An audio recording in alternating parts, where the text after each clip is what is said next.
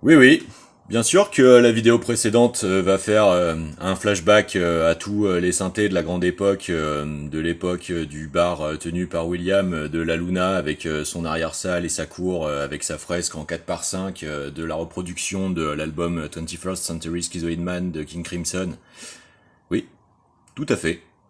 C'est exactement pour tout ça, en fait, de démonstration signature surabondante, permanente de plus de 20 ans de tentatives de notre préconditionnement censé être exploité aujourd'hui pour déclencher le chaos dans des chantages absolument pervers d'injonction en fait à un interventionnisme préconfiguré de faiseurs de rois de pacotille basé sur le déploiement préalable d'une technologie d'interception des naturalités destinales de familles entières permis par le collectage cyberpanopticiste de renseignements exploitationnels que j'ose affirmer ce que je vais dire là maintenant.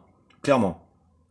Tu vois, comme une bête comme ça là, tu vois, dans l'illusion de misère que tout la petite agenture systémicienne essaye de faire sentir de soumission. Moi, c'est très simple. Tu vois, Netanyahou, moi, je te croise là, dans une pièce comme ça, là, par le hasard du destin, je t'encule. Clairement. De toute mon hétérosexualité. Et loin, loin de l'effort de ma mère de m'avoir transmis l'immensité, en fait, de la recherche permanente d'un savoir de stimulation et service, des capacités psychosensorielles, cognitives, culturelles, incapacitantes en fait de déploiement coercitif, synergique et commun d'un génie commun en fait à l'organisation sociétale vertueuse. Tout à fait. Je t'encule. Tu sais pourquoi?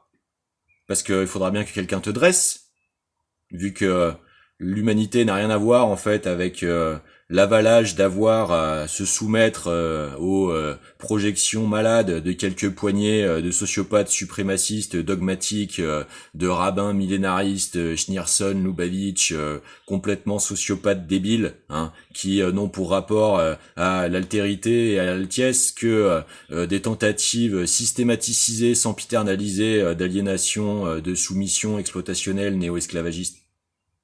Clairement. Je pense qu'on te fera passer toute l'histoire de la Rhodésie, dans son intégralité.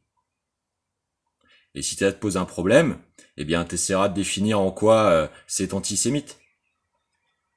Je te souhaite bien du courage. Parce que tu vois, le problème, c'est que tu vas continuer. Continue, continue. Après, ce sera trop tard. On devra être obligé de ressortir le mythe de la soi-disant inexistence de la lettre de Paix à Mazzini. Et puis ce sera trop tard. Et on te l'aura dit.